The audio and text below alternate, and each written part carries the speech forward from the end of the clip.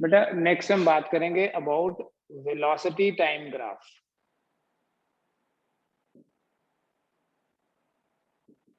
Velocity time graph, velocity और time के बीच में ग्राफ प्लॉट करेंगे, देखेंगे ग्राफ किस तरह के हो सकते हैं। उसके बाद सबको इकट्ठे करके समराइज कर दूंगा ग्राफ का इंपॉर्टेंस क्या है और ग्राफ से हमें क्या इंफॉर्मेशन मिलती है। देखो, if it is something like, first case में एक ऐसा ग्राफ बना लो वेलोसिटी और टाइम के बीच में, वेलोसिटी और टाइम के बीच में एक ऐसा ग्राफ बना लो जो टाइम एक्सिस के पैरेलल है। इस ग्राफ से क्या इंफॉर्मेशन मिलेगी? अगर वेलोसिटी और टाइम के बीच में जो ग्राफ है वो टाइम एक्सिस के पैरेलल है, देखो और मुझे बताओ इस ग्राफ का मतलब क्या है। Sir no change in velocity. No change in velocity. और जब वेलोसिटी चेंज नहीं होती, इसका मतलब इस ग्राफ को देख के देखो क्या बोलेंगे, ये टाइम की वैल्यू है, ऐसे टाइम बढ़ रहा है बढ़ रहा है बढ़ रहा है, लेकिन वेलोसिटी की वैल्यू सेम है। सो हम बोलेंगे velocity does not change with time. Time के साथ वेलोसिटी जो है वो चेंज नहीं हो रही, और जब वेलोसिटी चेंज नहीं हो रही तो इसका मतलब the body is at rest. क्यों यार? वेलोसिटी चेंज नहीं हो रही मतलब वेलोसिटी कांस्टेंट है। The body is, velocity position change नहीं होगी तो बॉडी रेस्ट पे है। The body is moving with, ऐसी वेलोसिटी जो चेंज नहीं हो रही means it is moving with constant velocity. Velocity does not change with time. जब वेलोसिटी टाइम के साथ चेंज नहीं होगी तो इसका मतलब वेलोसिटी कांस्टेंट है। The motion of the body is uniform motion.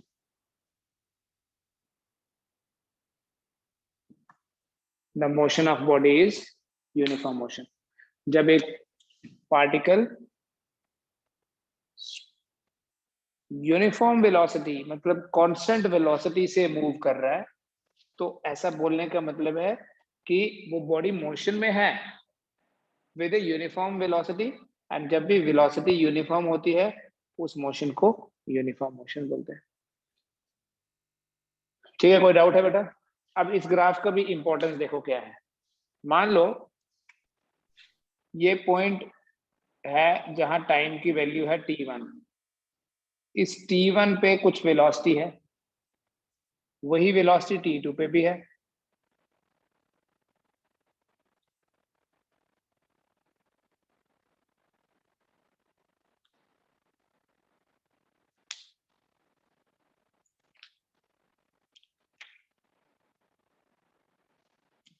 ठीक है, t1 पे वेलोसिटी है v और t2 पे भी वेलोसिटी v ही है, तभी तो बोलेंगे यूनिफॉर्म मोशन। अब ये आपको जो शेडेड एरिया दिख रहा है, अब मैं आपसे पूछूं बताओ ये एरिया कितना होगा। लेट मी से कि ये पॉइंट ए है, ये बी, ये सी और D. What is area of A B C D?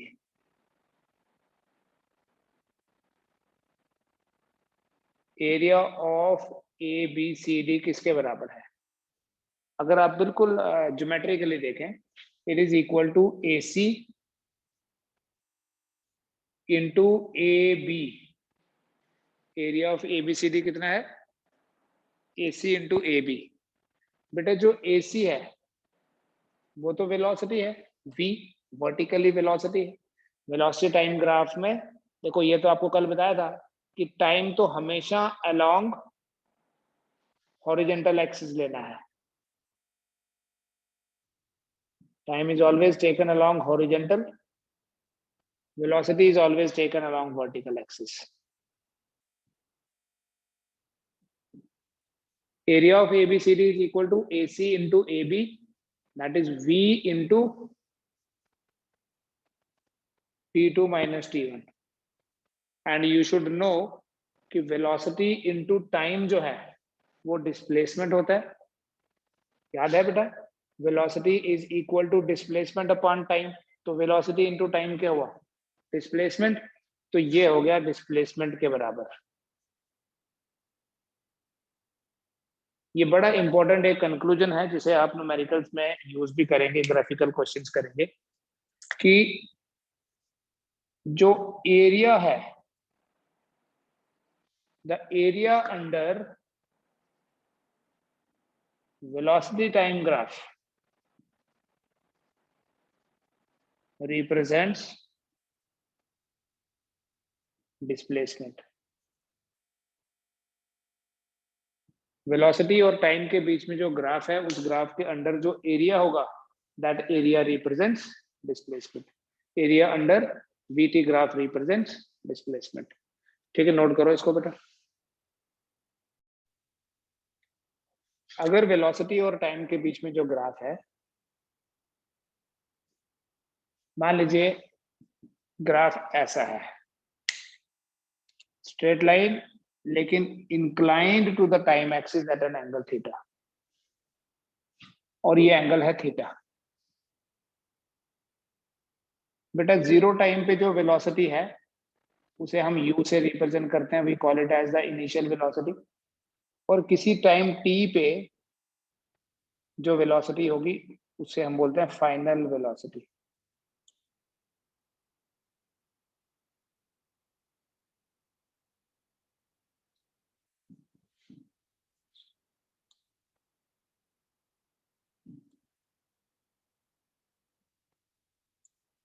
ठीक है, अब अगर ग्राफ ऐसा होगा तो इस ग्राफ को देख के क्या बोलेंगे कि वेलोसिटी और टाइम के बीच में जो रिलेशन है वो ऐसा है कि जैसे जैसे टाइम बढ़ता जा रहा है वेलोसिटी भी बढ़ती जा रही है। देखो पहले वेलोसिटी कम, फिर बढ़ी, फिर और बढ़ गई, फिर और बढ़ गई, और यहाँ जाके वेलोसिटी तो सबसे ज्यादा है।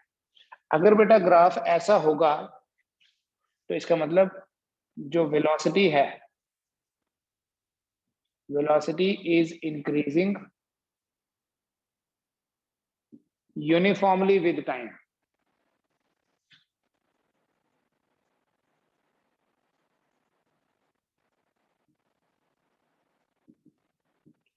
वेलोसिटी जो है वो टाइम के साथ यूनिफॉर्मली इंक्रीज कर रही है। Velocity is increasing uniformly with time. Initial velocity, अगर ग्राफ के पॉइंट ऑफ व्यू से देखो बेटा, ये पॉइंट ए है और इसको मैं अगर ए बोल दूं, initial velocity is u and is represented by OA, ये है, and final velocity is v and is being represented by BC and is being represented by BC. OA is initial velocity, CB बोल दो या BC बोल दो, it's one and the same thing. CB is the final velocity. Initial velocity is u, is being represented by OA. Final velocity is v and is being represented by CB.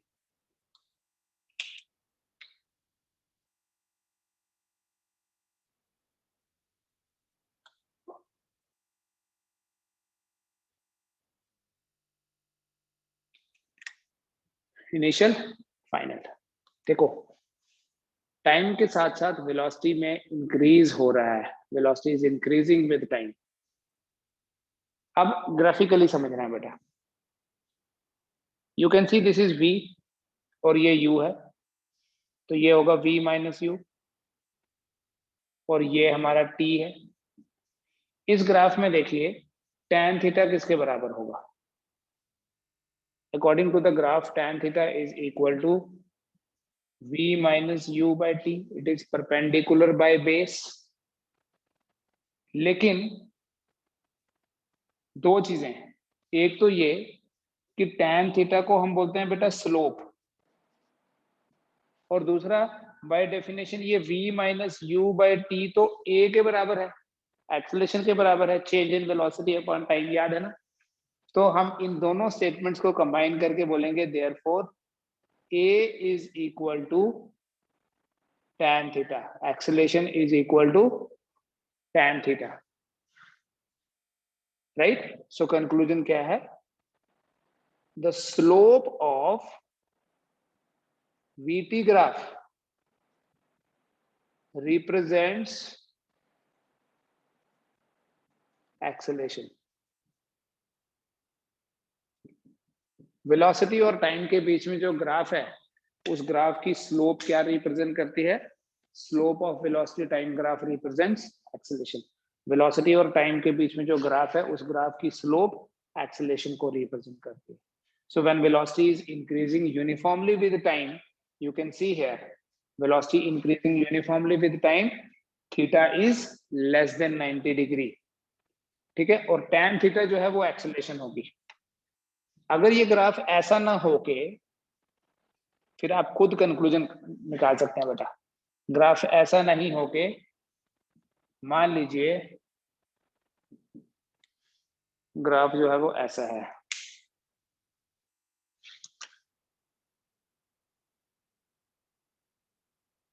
This is the shape of the graph ना। इस graph को देख के ये सारा parameters में क्या change आएगी, देखो जीरो टाइम पे जो वेलोसिटी है वो ज्यादा है, इनिशियल वेलोसिटी यहाँ u, और फाइनली देखो बॉडी की वेलोसिटी कम होती जा रही है, टाइम बढ़ता जा रहा है, वेलोसिटी इज कमिंग डाउन। सो बोलेंगे velocity is decreasing uniformly with time. Velocity जब यूनिफॉर्मली टाइम के साथ डिक्रीज करेगी, तो ये जो थीटा है ये 90 डिग्री से ज्यादा होगा, और जब थीटा 90 डिग्री से ज्यादा होगा तो बोलेंगे एक्सेलरेशन कांस्टेंट तो है, लेकिन नेगेटिव एक्सेलरेशन है। इस ग्राफ का क्या मतलब है, velocity is decreasing with increase in time, therefore acceleration is negative, ठीक है। और जिस मोशन में एक्सेलरेशन नेगेटिव होती है, उस मोशन को हम बोलते हैं यूनिफॉर्मली रिटार्डेड मोशन। अगर आपको याद हो, मैंने एक्सेलरेशन की डेफिनेशन में बताई थी ये चीज। तो दो इंपॉर्टेंट कंक्लूजन बन गए बेटा आज की इस क्लास के बेसिस पे। अगर क्वेश्चंस करेंगे तो और थोड़ा सा अंडरस्टैंडिंग बेटर हो जाएगी। अगर वेलोसिटी और टाइम के बीच में कोई ग्राफ है, उस ग्राफ की जो स्लोप है दैट रिप्रेजेंट्स एक्सेलरेशन, और उस ग्राफ के अंदर जो एरिया होगा दैट रिप्रेजेंट्स डिस्प्लेसमेंट। बेटा अगर मैं बोलूं area under VT graph, VT भी थोड़ा स्पेसिफाई कर देते हैं, area under velocity time graph,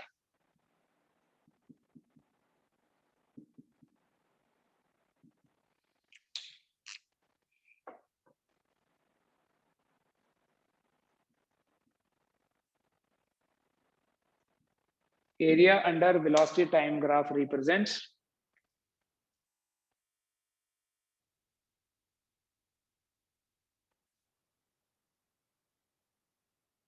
displacement. अब समझना, अगर यहां वेलोसिटी की जगह स्पीड लिखा है और बोला है कि area under speed time graph like this, then the answer will be distance. Speed और टाइम के बीच में जो ग्राफ है, उस ग्राफ के अंदर जो एरिया होगा that represents distance. Slope of, दूसरा कंक्लूजन क्या है, स्लोप ऑफ VT ग्राफ,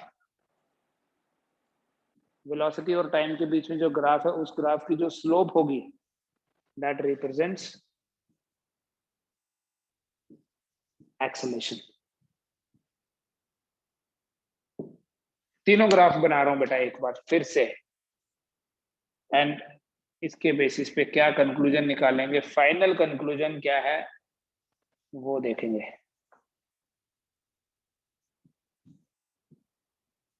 अगर बॉडी की इनिशियल वेलोसिटी 0 होगी, वो तो आपको पता है वैसे, तो ग्राफ यहाँ के बजाय यहाँ से स्टार्ट होगा।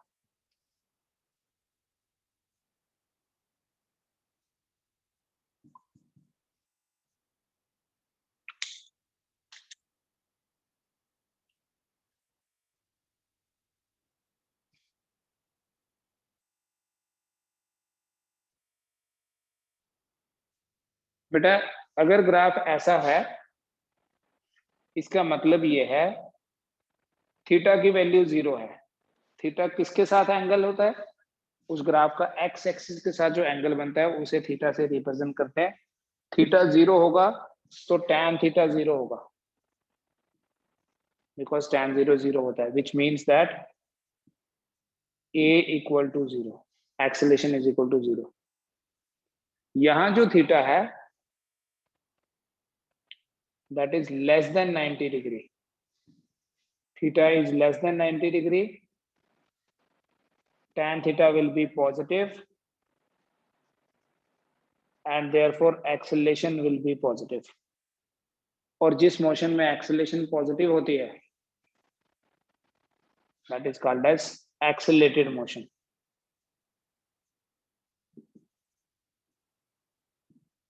यहां थीटा 90 से बड़ा है, खुद लिख लेना, थीटा 90 से बड़ा है, tan theta will be negative, acceleration will be negative, and this motion is called as the retarded motion।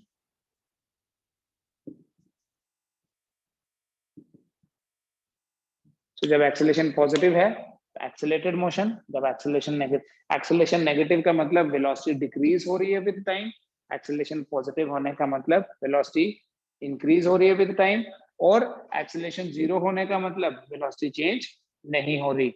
ठीक है, यहाँ बोलेंगे वेलोसिटी इंक्रीज हो रही है टाइम इंक्रीज होने पे, यहाँ बोलेंगे वेलोसिटी सेम रह रही है टाइम बढ़ रहा है, यहाँ बोलेंगे वेलोसिटी कम हो रही है टाइम बढ़ रहा है। ठीक है, कुछ पूछना है इसके रिलेटेड तो बताओ। या बेटा वेलोसिटी टाइम ग्राफ गिवन है किसी बॉडी के लिए। ठीक है, if you look at the graph will see कि वेलोसिटी पहले बढ़ रही है, फिर वेलोसिटी कांस्टेंट हो गई, और उसके बाद वेलोसिटी फिर कम होकर 0 हो गई। Velocity time graph for a body is shown in the figure below. Draw the corresponding acceleration time graph. ठीक है, इसके कॉरेस्पॉन्डिंग अगर हमें एक्सेलेरेशन टाइम ग्राफ बनाना है तो उस ग्राफ की शेप कैसी होगी बेटा? एक ऐसा पैरामीटर जो सेम रहता है अपने हिसाब से ही, चाहे आप वेलोसिटी टाइम बनाओ चाहे एक्सेलेरेशन टाइम ग्राफ, वो क्या है कि टाइम तो आपका वैसे ही चलेगा। ठीक है, आप अलोंग एक्स एक्सिस हमेशा टाइम ही लोगे, so this will be the time 0 1 2 3 4, time तो वैसे ही रहेगा। बस आपको ये देखना है अब कि फॉर डिफरेंट इंटरवल्स जो एक्सेलरेशन है, कभी पॉजिटिव कभी नेगेटिव कभी 0 अगर दिख रही है आपको, तो उसको ग्राफिकली कैसे रिप्रेजेंट करना है, बनाओ।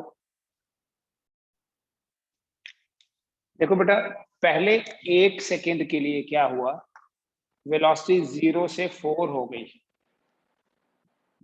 यहाँ 0 थी यहाँ 4 हो गई।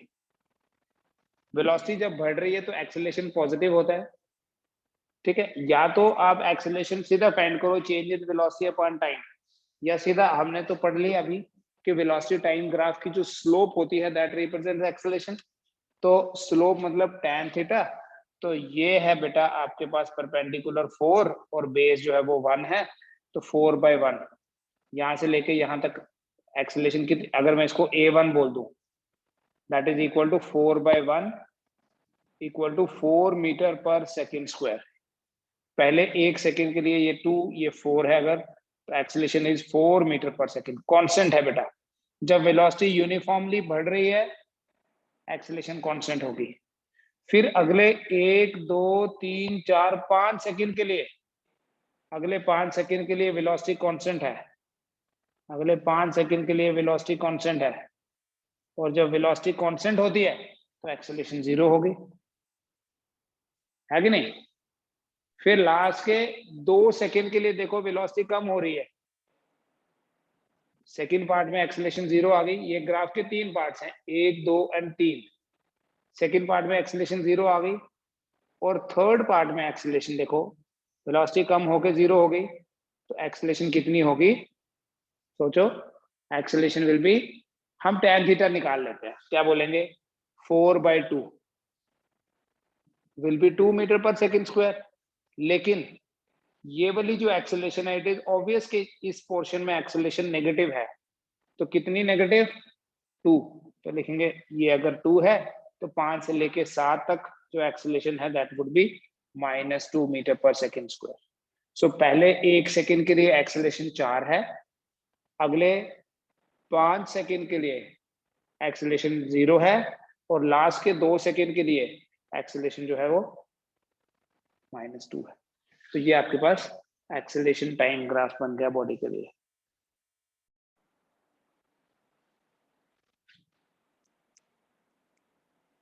बेटा नेक्स्ट हम बात करेंगे about relative velocity. Relative velocity, फिर हम नेक्स्ट क्वेश्चंस करेंगे। रिलेटिव वेलोसिटी क्या होती है? It is velocity of an object with respect to another object. Velocity of an object with respect to another object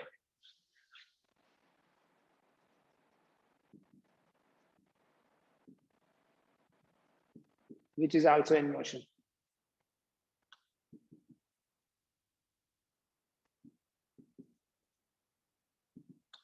किसी एक ऑब्जेक्ट की velocity with respect to another object जो motion में है, ऐसे समझो बेटा रिलेटिव वेलोसिटी क्या है। मान लो ये 2 टॉवर हैं हमारे पास, 2 वर्टिकल ऑब्जेक्ट्स हैं, one is 6 feet, the other is 5 feet. What is the height of A with respect to B? Height of A with respect to B का मतलब होता है कि A B से कितना ऊपर है। मतलब ये वाला डिस्टेंस कितना होगा? 6 feet -5 feet, 1 feet। तो बोलेंगे A की जो रिलेटिव हाइट है with respect to B, relative height of A with respect to B is 1 feet। In the similar way, अगर कोई तीसरा ऑब्जेक्ट है C और वो मान लो ऐसे है एंड ये भी 6 feet है, या 5 भी ले सकते थे, ये C है। अब C की या A की हाइट C के रिस्पेक्ट में कितनी है? मतलब A के टॉप और C के टॉप में कितना डिफरेंस है? ये डिफरेंस कितना है? It is 6 + 6। मतलब जब सेम डायरेक्शन होती है, देखो दोनों की डायरेक्शन सेम है, डिफरेंस कर लिया, यहाँ डायरेक्शन अपोजिट है, ऐड कर लिया। द सेम लॉजिक, पहले बिल्कुल सिंपल तरीके से बता रहा हूँ, सेम लॉजिक अप्लाई करना है जब भी हम बात करेंगे रिलेटिव वेलोसिटी की। मान लो ये एक रोड है और यहाँ पर कोई ऑब्जेक्ट है जो यहाँ से चलना शुरू हुआ, इसके पैरेलल में एक दूसरी रोड है, एक ऑब्जेक्ट यहाँ से चलना शुरू हुआ। अगर ये VA से और ये VB से जा रहा है, देखो रिलेटिव दोनों बॉडीज मोशन में है, तो velocity of A with respect to B जो होती है बेटा, उसे ऐसे लिखते हैं VAB। क्या इसको प्रोनाउंस करना आपने? We call velocity of A with respect to B is VAB। और बेटा ये जो VAB है, VAB जो है it is equal to VA minus VB। ऐसे ही अगर आपको डिफाइन करना है velocity of B with respect to A, velocity of B with respect to A, तो हम लिखेंगे वी बी ए, और वी बी ए को हम लिखेंगे V B minus V A. Velocity A की with respect to B, V A minus V B, velocity of B with respect to, कैसे आ गया ये वो तो बताऊंगा ही, अभी मैंने आपको सिर्फ डायरेक्टली बता रहा हूं। जब भी सेम डायरेक्शन होगी, ये दोनों कब अप्लाई करना है, जब दोनों बॉडीज सेम डायरेक्शन में मूव कर रही है। लेकिन अगर अपोजिट डायरेक्शन में है, ऐसे एज्यूम कर लो कि ऑब्जेक्ट बी जो है वो ऐसे जा रहा है अपोजिट डायरेक्शन में, इन अपोजिट डायरेक्शन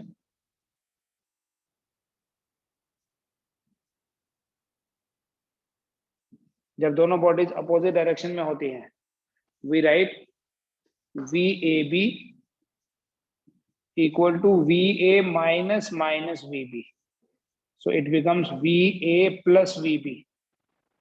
और वी बी ए को क्या लिखोगे,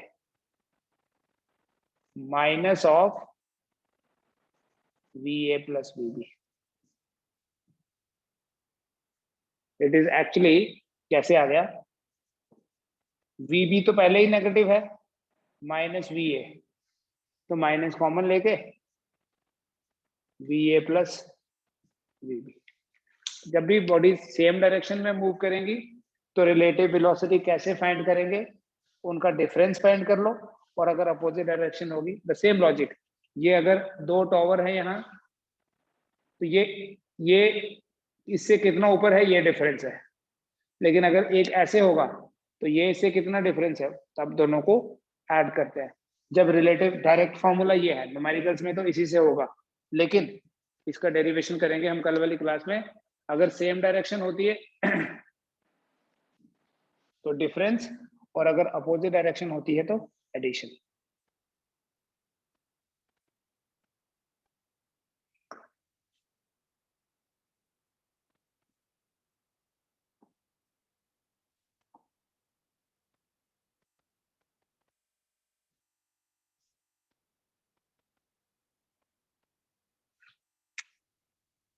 ये दो पैरेलल रोड है बेटा, देखो ग्राफ समझते हैं पहले, क्योंकि हम ग्राफ पढ़ रहे थे।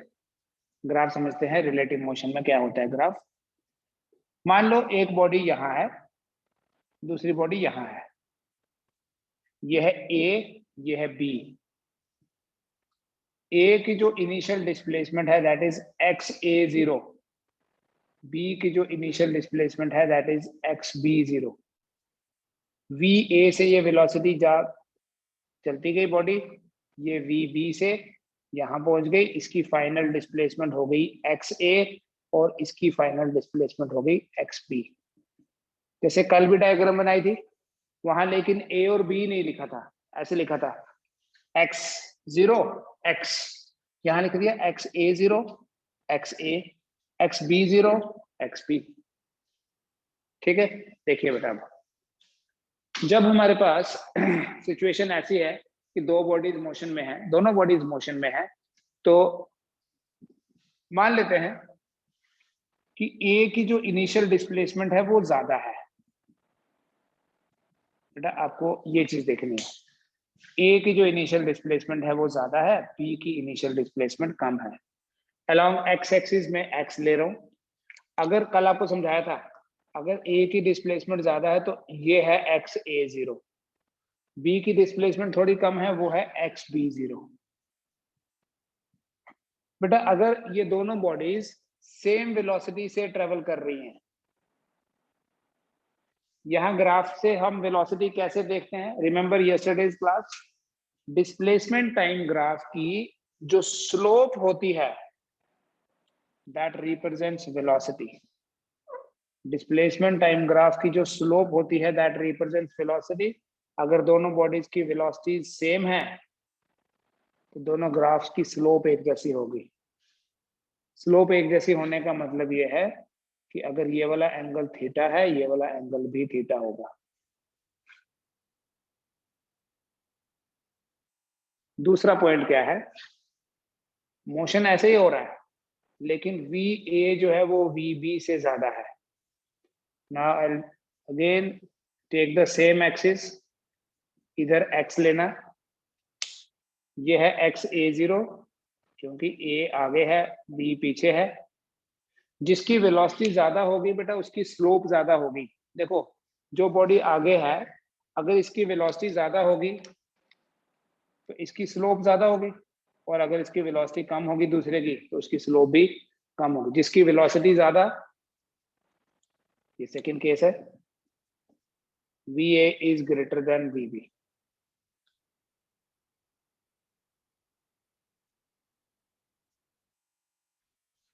ठीक है, अगर ये थीटा 1 ये थीटा 2,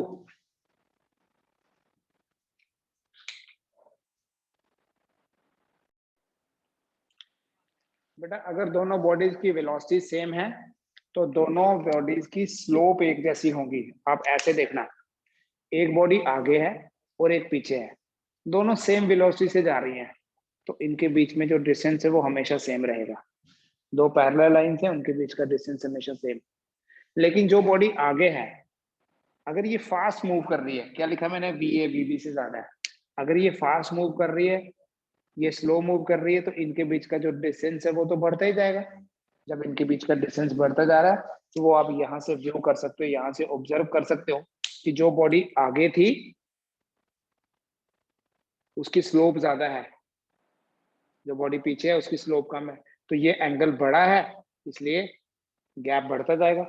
लेकिन अगर इस पीछे वाली बॉडी की वेलोसिटी ज्यादा है तो ग्राफ कैसा होगा देखना बेटा। अगर पीछे वाली बॉडी की वेलोसिटी ज्यादा होगी, देखो आगे वाली बॉडी की जो डिस्प्लेसमेंट है that is X A zero X B zero, ये एक हो गई। अब जो बॉडी पीछे थी उसकी वेलोसिटी ज्यादा है तो उसकी स्लोप ज्यादा होगी। एक ऐसा टाइम आएगा जब वो उसको ओवरटेक करेगी।